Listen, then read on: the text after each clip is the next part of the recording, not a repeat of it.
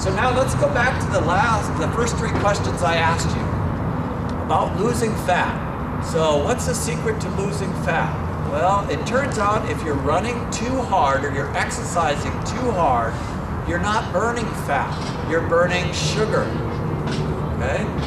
If you're running at too high of an intensity, you're not gonna lose weight. You're actually gonna gain weight, and it's not necessarily muscle weight, it will be fat, because your carbs have to be replaced every day. So if you're out burning sugar and replacing that sugar with carbohydrates, guess what? You got to replace that every day. We tend to overeat, it's the grazing, etc., etc. All those extra carbs that your body doesn't need, what does it do with them? Turns them into fat.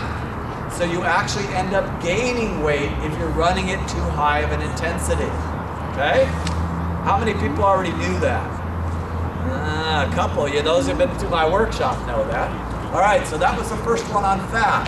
The second one was on improving your pace. So who wants to improve their pace? Okay. How many of you think that if you keep running at a fast pace on all your training runs, you're going to have a faster marathon? Anybody? Turns out you need less than 5% of your total workout time at that fast pace to get faster. That's it. The other 95% you need to be working in your aerobic range, burning fat, and increasing that base. That's how you get faster. Then you add the 5% of the time on the speed work. Next weekend we'll do the seminar on speed work, and the following week we actually introduce speed work, so if you're interested in participating in that. But 5% is the most you need. You need a much stronger base. That's what's more important than actually going out and running fast all the time. If you run fast all the time, what happens? You get slower. And then you get frustrated because you think you're not running hard enough and you go run harder. So it's a cycle that brings you to be headed toward injury is what it does, but even more important, it makes you slower, okay?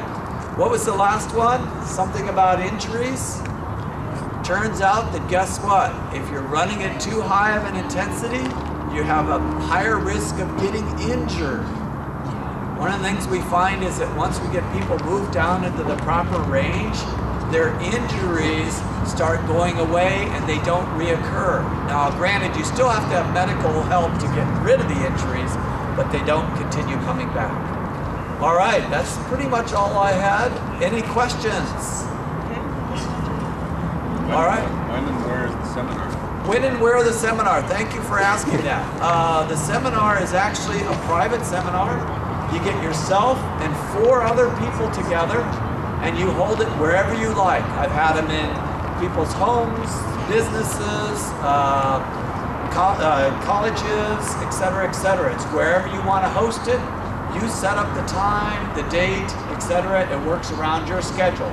We've tried in the past doing public workshops, but people's schedules are so busy, we just weren't getting enough people.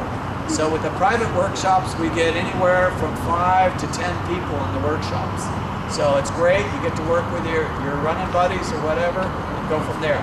They're fairly inexpensive, it's a minimum $500 for 5 people, that's $100 a piece, okay? Do you have to have a certain brand of monitor? You do not have to have a certain brand of monitor. In fact, I do not recommend you buy a heart rate monitor before the workshop. And if you'd like, this is actually the handout for the workshop if you want to take a look at it. Feel free to come up and take a look at it. That's all the material that you cover in the 8 hours. Okay? The brands that I recommend are Polar, only because those are the ones that we found are the most reliable and you get the most results out of it. And there's only a few models that we recommend. Okay? Other questions? All right, I'm up here if you want to come up and ask other questions, and JR is over here. Thank you very much.